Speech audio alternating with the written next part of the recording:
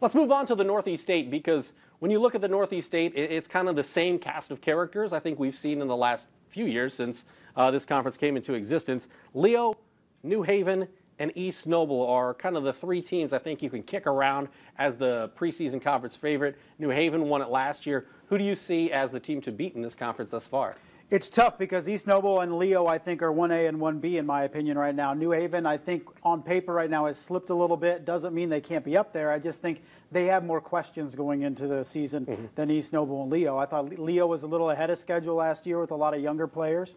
And then East Noble, of course, with Andrew McCormick coming back and guys like that. So I think they're most poised to make a run at this conference. New Haven, without, new quarterback, new running back, that duo last year was just phenomenal for them. So how do they replace those guys?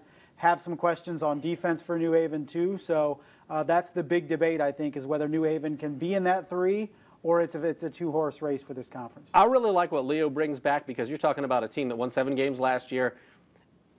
They look at that as a disappointment because they got knocked out by Southside right at the beginning of the playoffs. But 17 starters back from last year's team, and they add Grahovac at wide receiver, AJ Restivo.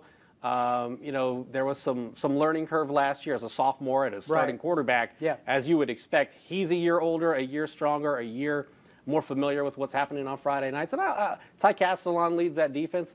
They've got a lot of pieces. Bonner offensively is a speedster.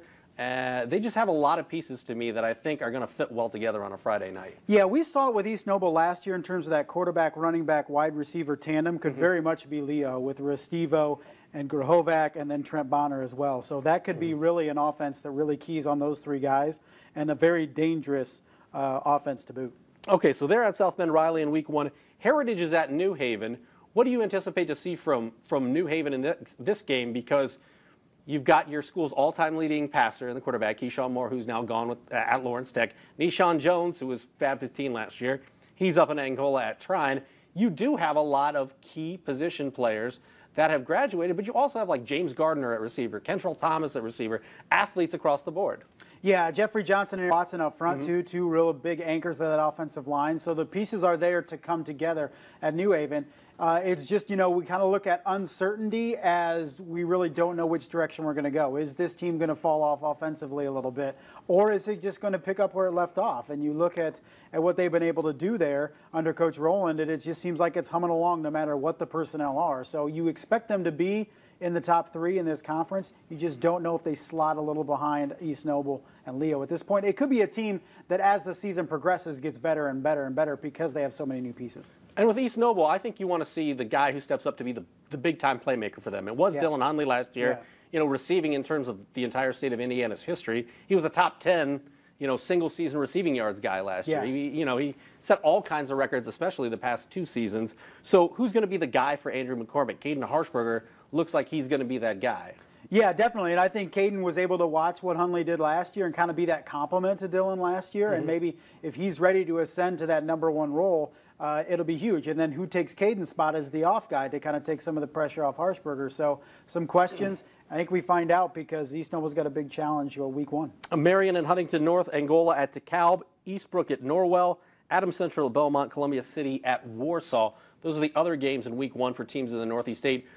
What do you see in those games? Is there a game out there that you like or a team out there that you like that thinks has the opportunity to maybe surprise some people this year? There's some talk about DeKalb kind of being sneaky good a little bit with Pete Kempf. And, the personnel I think is there, some pieces too. So really a lot of talk amongst NE8 coaches when you ask them, pinpointed team that maybe we're not giving enough attention to. And quite a few of them said DeKalb. It could be that team to really sneak up, maybe clip one of the big 3 if they're not ready, and be maybe a firm 4 in that conference. I really like what Huntington North has up front. I mean, I was at their practice. Their offensive line is big. They've got some experience up there. I don't know how it's going to translate to wins and losses on Friday night, but I like their size up front, which is where it all starts. And I also, Belmont, just a couple years ago, they won 10 games. Yeah. But last year they had some inexperience specifically on the line. You take a look at Belmont historically. They got those wrestling guys up front that try to bowl people over. Those guys now have a year of experience.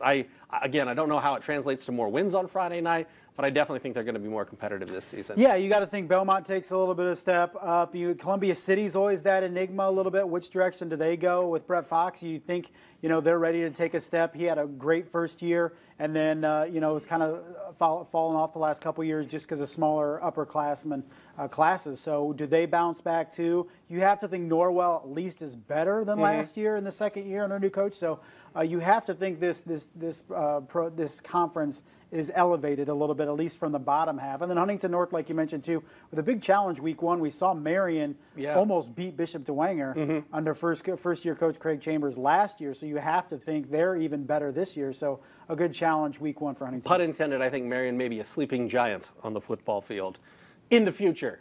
That's what you come here for, that fantastic analysis. People just stop watching. Boom, yeah, they clicked right off of it. We'll know exactly when they stop.